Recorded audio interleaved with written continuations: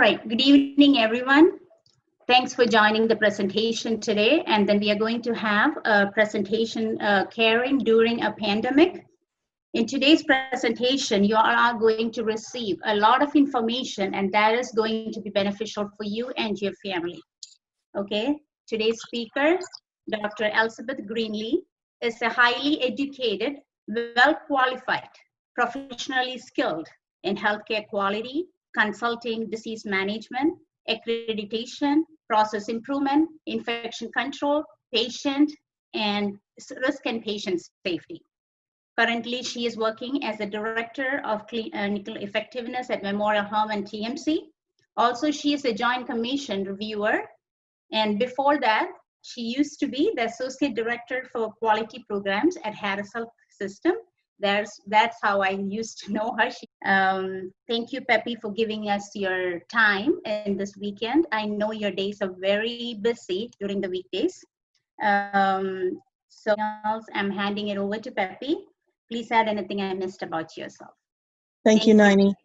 I must say I miss Naini too. I miss chatting with her every day at work. And when she asked me back in January if I would speak before this group, I was extremely honored. I'd never been asked to speak to a women's group outside of a professional organization or a healthcare setting. And can you hear me? Yeah. Okay. So I was saying that I was honored when Naini asked me in January of this year when we worked together to be able to speak to this group. I had never spoken to a group outside of more of a hospital setting or a professional conference setting. And so I was very honored to be able to speak to this group and started planning about talking about professionals, women, and their impact in healthcare. And then the pandemic hit. And of course, that changed everything. Our time together it's not in person, which I had hoped that we would be in person, but I am thrilled still to be able to see faces along the tops of my screen here in this lovely new Zoom world of meetings. So I do have a slide presentation. Let me get it up. Just take me 1 second to pull it up. There we go. So you should be able to see 90 thumbs Yes. up. Okay, yes. Perfect. Excellent. So, as I said, never ever thought we would be in this place having to share things not in person. So wanted to just kind of go through first just some of the pandemics. So what Naini didn't say is that I've been a nurse for 36 years. I've been through a couple of these actually, pandemic, believe it or not. I sort of didn't realize that. It was as much as history would call it over time, but pandemics go all the way back to 430 BC when there was a plague in Athens. The death toll was about 100,000 people, and they thought that it was either Ebola or typhoid fever. Over the years, you'll see there's another Antonio plague in 165 to 180 AD, killing over 5 million people in the Roman Empire. They thought that that was probably smallpox. The Black Death, most of us have all heard about. It was the bubonic plague, and about 60% of the world's population died from that. The very first picture on the left there is a picture from the time in which they started using masks, believe it or not. And so here we are thinking masks are new for folks to wear, but actually no, it started back in the 1300s. There was a great plague in London in 1665, which was again bubonic plague, killed about 20% of the population. Actually, the Great Fire of London in 1666 is what eradicated that plague. We had Philadelphia yellow fever in 1793. 1817 was probably the first cholera outbreak. Then we had another plague outbreak in the 1855 time. 1889 to 1890, there was the Russian flu period of time. Then one that most people don't even think about as being an epidemic or a plague was the American polio outbreak in 1916, when there wasn't really anything to take care of it. One of the things that has been published more recently because of where we are today is the 1918 Spanish flu. It estimated that it killed 50 million people.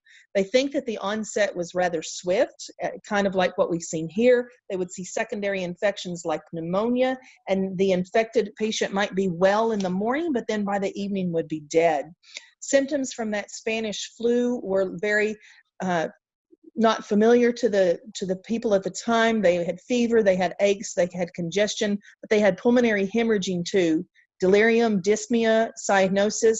They said that the people's face had a bluish cast to it, which would help them show that they were sick with the virus. This Spanish flu actually killed more young and healthy people, mostly people in their 20s and 30s at the time. And Woodrow Wilson and Franklin Roosevelt, both prior presidents for us, actually had the Spanish flu but survived it. So at the time, it was right at World War I time, and most of the skilled nurses in the country were actually across in Europe taking care of soldiers in Europe. And so it was an extremely difficult time here in the United States when we had 80% of our force overseas. And that was probably one of the first recorded nursing shortages that was out there. And it really showed how important public healthcare planning was because of how widespread this flu bug was. Fast forward a few years, 1957, there was the Asian flu, which had a death toll of about 1.1 million worldwide, with about 116,000 of those here in the United States. Here's where I start remembering things. H1N1, the swine flu. I actually roamed the hallways at the hospital the other day and found a poster that still said, if you feel like you have the flu-like symptoms such as the swine flu, please, cover your mouth and when you cough and sneeze. But that infected 1.4 billion people across the globe and killed probably about 500,000. There's a lot of discrepancy on how many actually that killed. There was Ebola. So we've all lived and heard through Ebola for the last few years. There was then Zika. Zika virus is still very active. The Ebola virus is still very active. And then here comes 2019 and the COVID 2019 pandemic. So far, as I looked at data at the end of last week, 4 million have been confirmed dead. About 150,000 those are 4 million have been confirmed with the virus, 150,000 deaths, which is about a 7.2% death rate. So not as much as some of those in the past, but again, it was one of those viruses that kind of snuck up on us. I found this article where it says, can the healthcare system meet the challenge of the pandemic flu, planning, ethical, and workforce considerations? So reading through some of it, here's some of the quotes from that article. A grim picture is predicted with a significant surge and a need for additional healthcare resources that our nation currently lacks. We're expected to have shortage of healthcare facilities, of equipment, of pharmaceuticals, of personnel. People are able to accept that death is inevitable if there's not a known cure, but how will they feel if the death of a loved one is because we ran out of medical supplies? And nursing and doctors are going to have to work extended shifts, and ICU patients may be moved to other patients for some of the medical surgical procedures will be postponed. So if you read this sounds as if it were written for today. We are seeing these exact same pictures. Our surgical procedures, elective procedures were canceled earlier in the year. We are having shortages of some supplies. Medications used to keep patients sedated when they're on the ventilator are in short demand. We've had definite equipment issues. If you recall back in New York City, when it first hit New York City, not having enough ventilators and the Ford company going to make ventilators. So you would think that this article was written for today, when in reality, this was first written in 2007, 13 years ago. So we didn't learn a lot from what was predicted at that point in time. Let me give you just a little bit of data. So this map is actually from the Johns Hopkins website. It's open to the public. You can go and look at it if you like. It shows a color by color. With the darker the color, the more infected cases. And you'll see that there is not a single country or nation in the world today that does not have cases of COVID in their communities. Another slide this is the daily confirmed cases. You'll see this goes back to February. The United States is in green, and the line, you'll see that sudden spike that we had after Memorial Day, after most cities started to open things back up. You'll see several of the other countries there as well.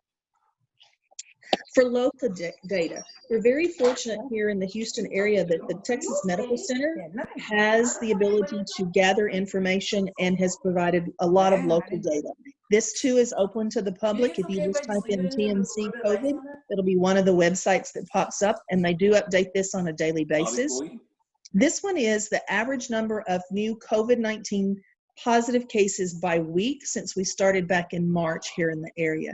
And so you'll see that week 17 was our biggest spike. That was the July 13th through the 19th week. And you'll see, though, as we look, that in the 6th week, phase 1, where the governor opened up restaurants back to the 25%, we had been, shut down for the most part through most of that earlier time period. You'll see there wasn't much of an increase in that first wave.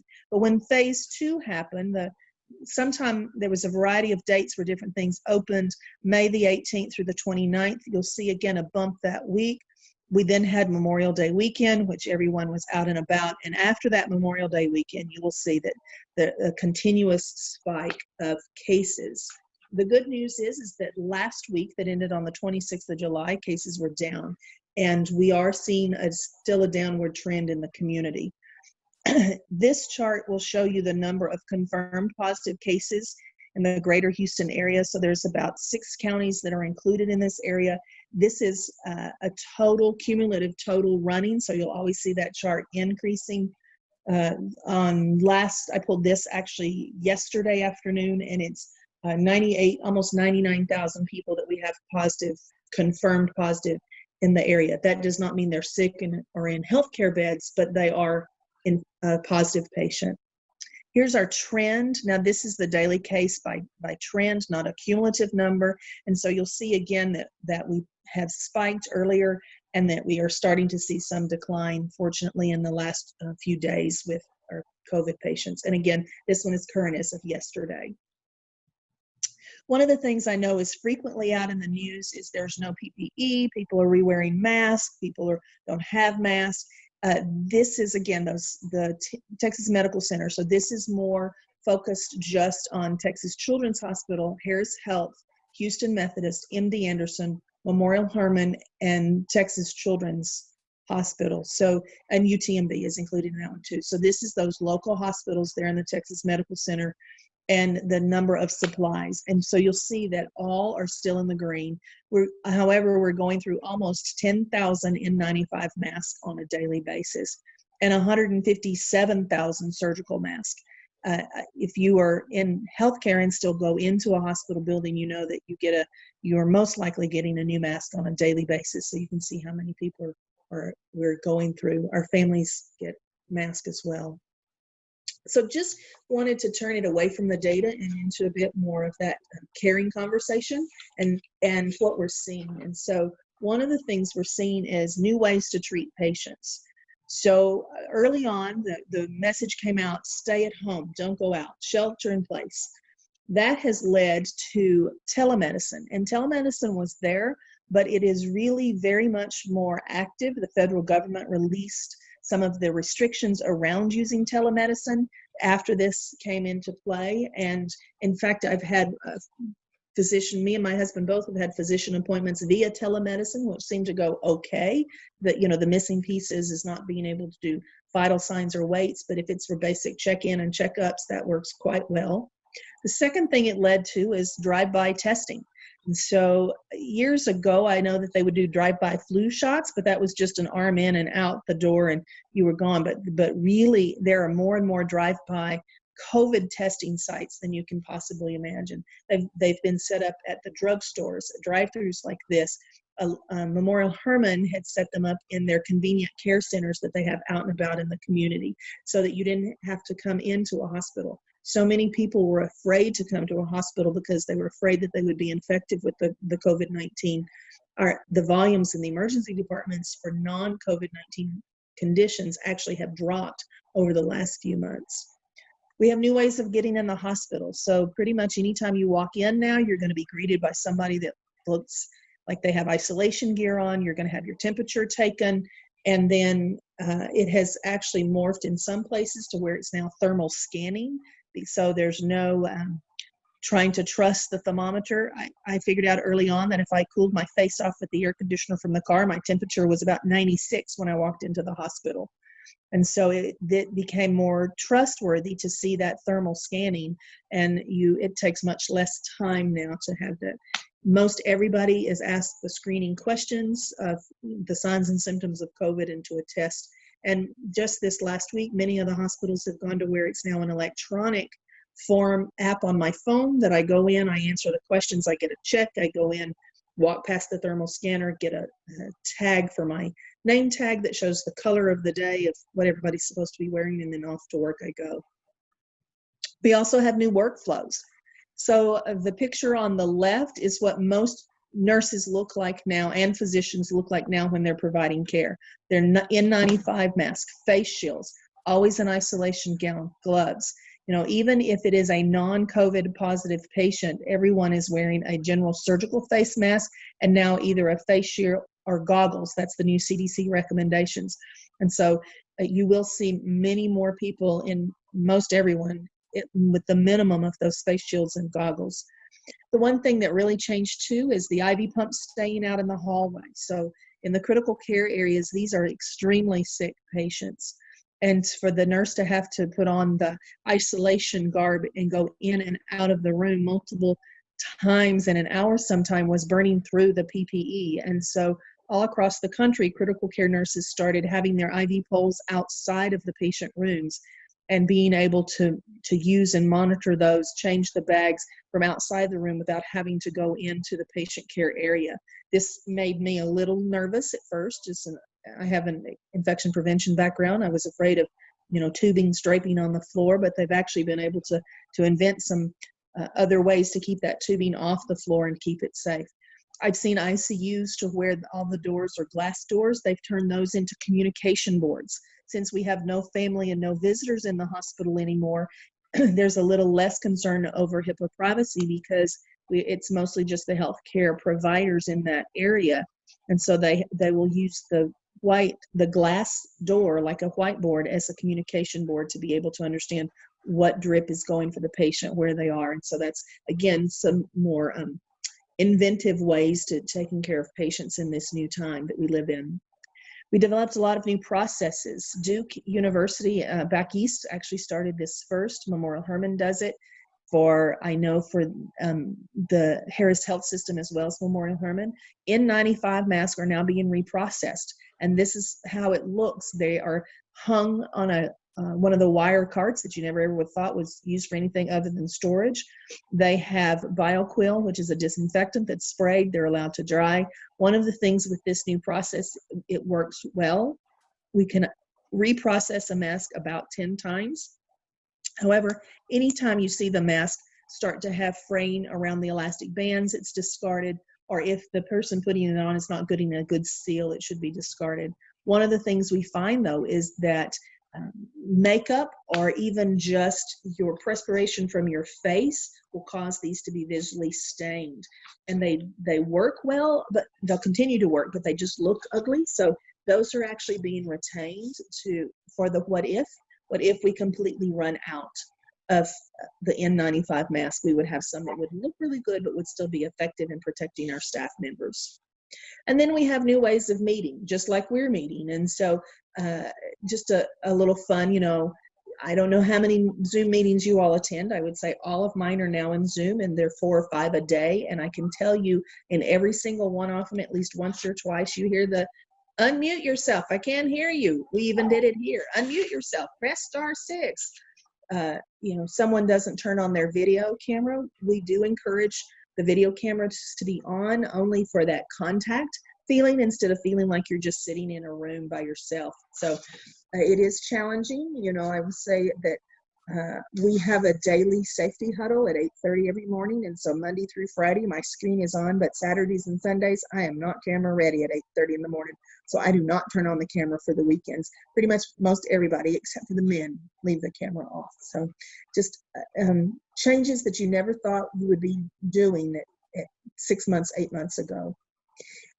Just a couple of things from a clinical perspective, signs and symptoms for COVID. I think probably we all know this by heart, the one that came out was really that loss of taste or smell. And so one of the things that I have a friend of mine that says, if there's a stinky fart in the room, that's a good sign because you're smelling it and that means you don't have COVID. So don't always think that some things are bad. There are definitely severities, illness of severities, and depending on how mild your symptoms are, it depends on how sick you get in the long run. Those critical patients do really get respiratory failure. They get multi-organ dysfunction. They develop shock. They are intubated for quite a long time.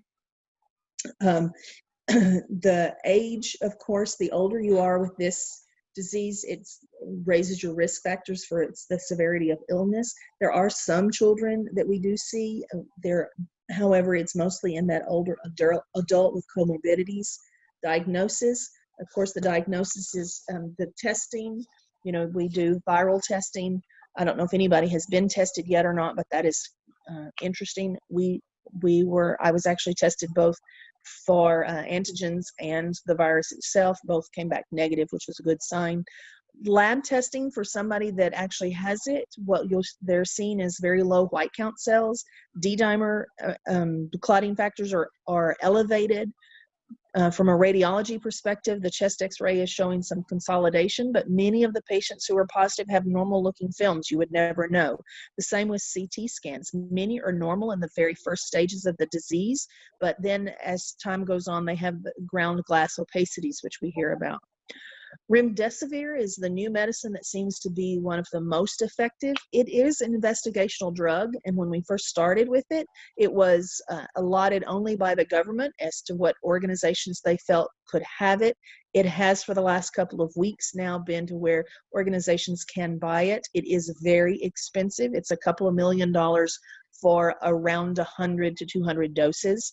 So it is not a cheap drug. Convalescent plasma is really quite interesting. I know in the media it looks like Methodist was the only hospital that was doing that. That's not true. There are other hospitals that are giving convalescent plasma. So anyone who has had a positive COVID-19 test, they're able to go in and they are able to donate their plasma, and then the plasma or their blood and the plasma is pulled out and it's being given to patients. It too is showing great success rates for helping to patients get well better.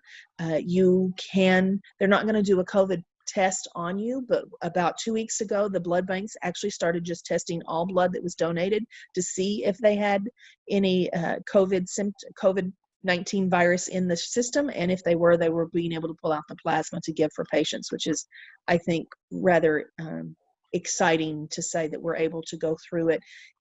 You have to be at least 18 in good health, not have any current flu symptoms, and then have a positive COVID test to be able to donate. You should have to be, if you've had COVID, they want you to be at least 14 days symptom-free before you go donate as well.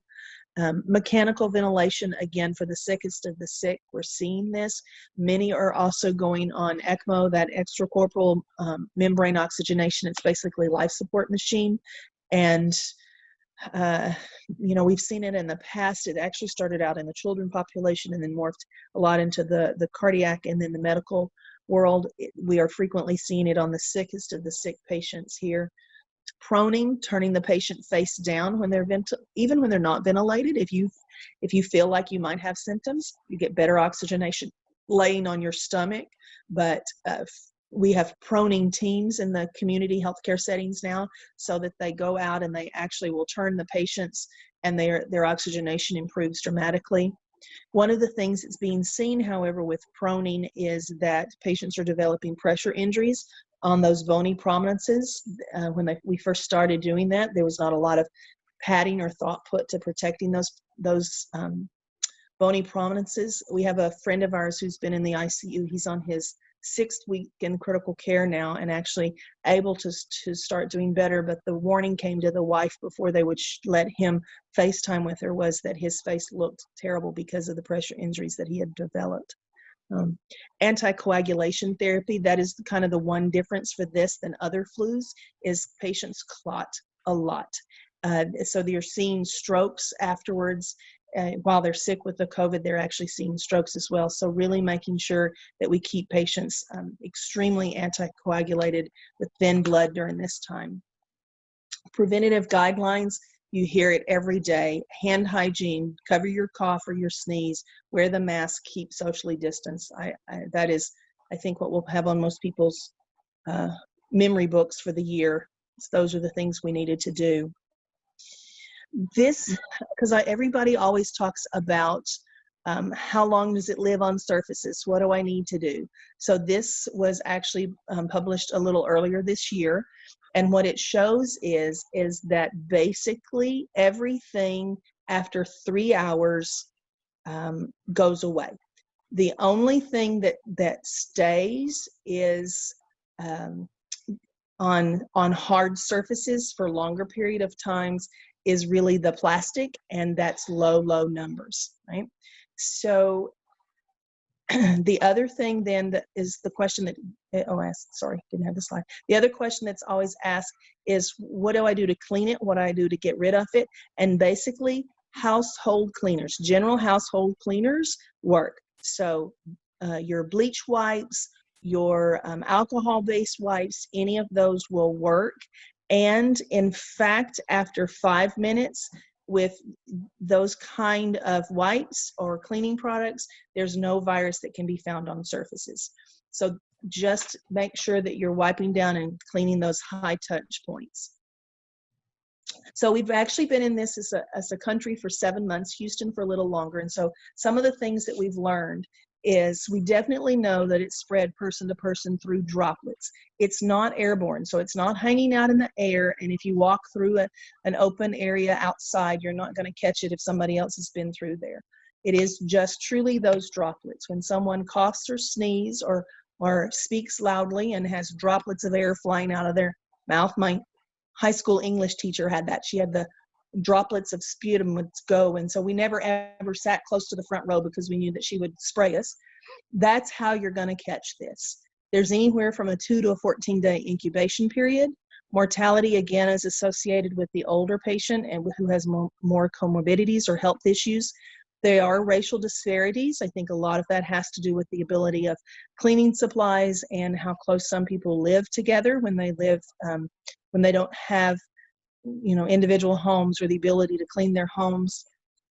Maximum of 2 days on any environmental surface for survival.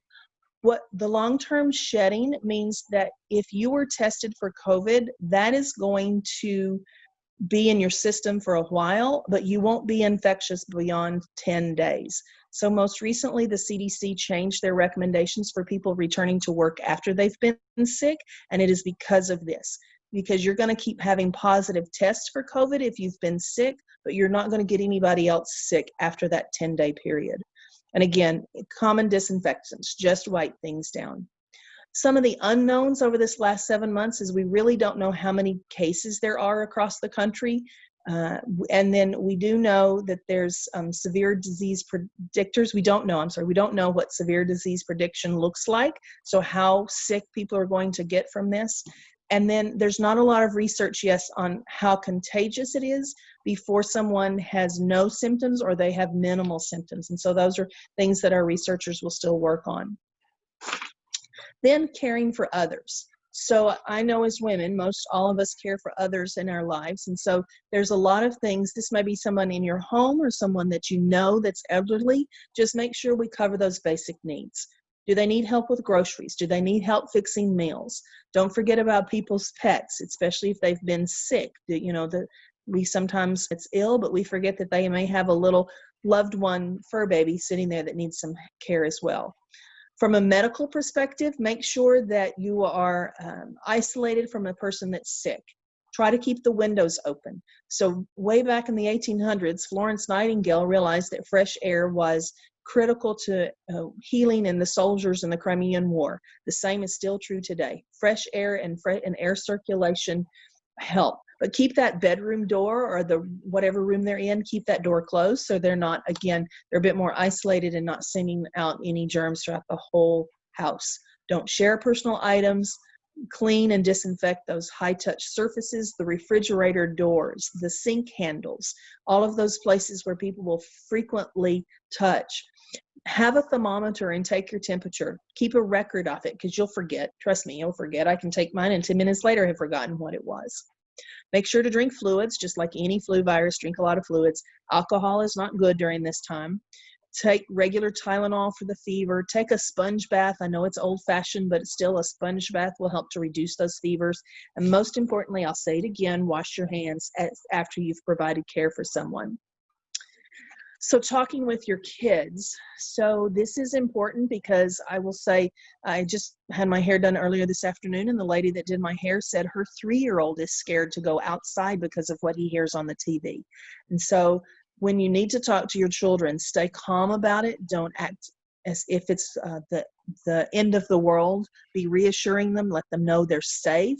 Make sure that you're monitoring what they watch on the TV or the internet. All the stories that are out there can be extremely scary in general, not just related to the COVID, but anything these days almost it seems like it can be scary on the TV. And then teach them how to avoid spreading germs. Teach them to wash their hands. 90 and I worked with an infection control nurse that her daughter at the age of 3 was teaching other people how to wash their hands in preschool. And so you can start at a very young age teaching little ones how to not spread germs, teach them to cover their cough and to wash their hands. One of the other questions that's come up is about school opening. From a county perspective, what they're going to be looking at is there needs to be 14 days of decreasing numbers of positive cases, decreasing the percent of positivity of the community, decreasing hospital admissions related to COVID, and then a restoration of our critical cares back to a normal capacity so that we are able to take care of other kinds of patients in the critical care area. And now let's talk about us. So how do we take care of ourselves? So we have to be resilient. Resilient is being able to withstand or recover quickly from different conditions. So how do you build your resilience? There's several different ways. One of them is building relationships. Meetings like this evening is key. Even though we can't be there in person to talk and to give a hug or to give a handshake to, it's really important that you focus on building those relationships with people that you can trust, people that you know are understanding. The other thing is to think about wellness, not gloom and doom. Think about taking care of yourself, good nutrition, good exercise. Not my favorite thing, but I get exercise walking to and from my car at work. That's my excuse. Practice being mindful. Practice or do meditate or pray. Think about a journal or writing letters. One of the things that I started doing is I have a cousin in Florida that I haven't seen probably since my first or second year of college, and I've started writing letters to her. And she writes back every single week. And so we've started that little pen pal relationship. Try to avoid negative influences. Limit your time on TV, Facebook, the internet, all of those things that are negative. I had a nurse one time that worked with me that asked me how I could be so upbeat and positive all of the time. And I said, I choose to be. There were things in our life that I could say, oh, woe is me. I have a new mortgage. I'll never get out from under it. The positive side of that was I have a brand new house and it's mine and I've never owned a house before. So think about avoiding negative thoughts and keeping positive thoughts. Think about having a purpose, something to do, help others, set goals and move forward with them, even if it's small steps forward. Think about cleaning out a junk drawer for today and then instead of trying to declutter the whole house. Decluttering the whole house will just make me go back to bed and watch TV and a Hallmark movie for the rest of the day, right? And if you need, get help. It's important to understand that this is one of the most bizarre times in our entire lives that any of us have ever lived through. And it's a change. We have to learn to accept that fact, but we also need to make sure that if we need help, we can get help. There's professionals out there. If you have someone that you love or trust that you want to talk to, that's great. But if you need help, there's also disaster hotlines to be able to talk. And this is truly one of those disasters. I know most of the time, especially here in Houston, we think of the hurricane that's coming as the disaster, but we are still in disaster mode with this. Emergency command centers are up in all hospitals. So that is, the federal government is not allowing regulatory agencies to come in unless it's truly an emergency because we're in disaster time frame. So Please, if you need help, seek help. And so with that, let me just remind you of a couple of things. Keep calm and wash your hands. Make sure that you focus on your thumbs, the backs of your hands, the wrists, between your fingers. This is really easy to teach your kids. Make sure you wear a mask. This one's probably not the best out there for a mask. That antivirus mask is not going to help that Karen very much. Make sure that you stay socially distanced, 6 foot away from each other, unless it's someone that you know in your family. Here's the other way we can do social distancing. We can stay away. And last and most importantly, make sure that you take care of yourself so that you can take care of others. And with that, if there are questions, I'm happy to answer any and all questions that you may have.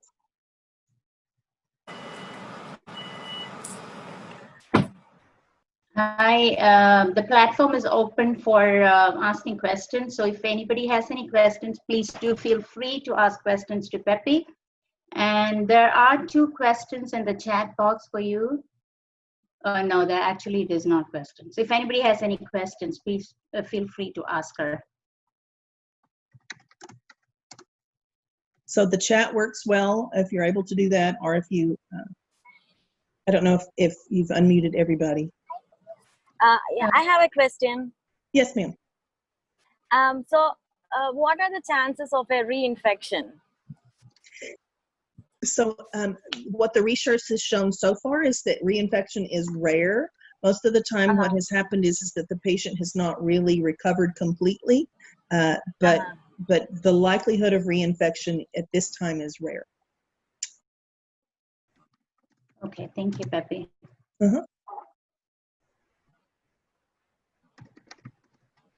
All right, so how is the mortality rate is getting reduced in Houston when compared to the other states? Our mortality rate here in Houston is much less than what it was, say, in the New York area. Again, I think that one of the benefits we had here in the Houston area is that the disease really came in on the East Coast and the West Coast. There's an organization in California that I used to work at that had some of the very first cases in California. They had a fairly significant mortality rate. New York City, we know, had a significant mortality rate. So I think a couple of things. One, the population is so dense in New York helped to contribute that lack of social distancing. But 2, I think that we here in Houston had the ability to be prepared. So by the time that the spike really hit, we were all masking and going to the hospital. Visitors had been restricted from the hospitals. And so I think that has helped keep our mortality rate down. I think the most recent mortality rate, we are around 12% for this disease as the Houston community. And I saw another one come in.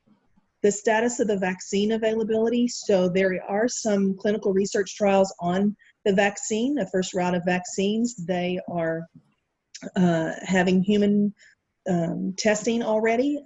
I will say from a perspective of the entire community vaccinations, probably not until the spring or summer of next year. Okay. I have one more question.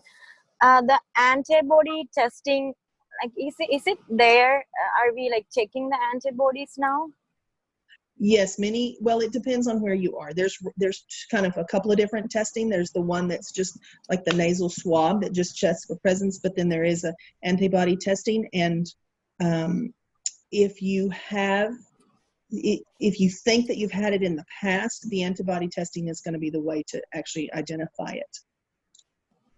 Rapid testing is more just for presence or negative for the virus being in your system. Right. And there is another question in the chat box. Okay. So do you think the doctor can check for antibody even if you're not positive? So they'll check for antibodies, but if you're not positive, the test result will come back negative.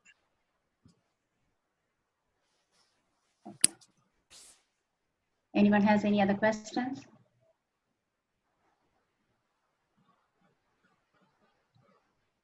All right then, Pepe. Thank you so much for doing this presentation for us. And it was really wonderful. And then so much information was provided to us in this presentation. Thanks from the bottom of the heart. And this is done. This actually I've done for the women in my community. So I hope they, it is useful for them. Usually the woman does everything for the families. Of course, their life always goes to the family. Okay. Thank you all. Thanks everyone for joining, finding your time, and be part of this presentation.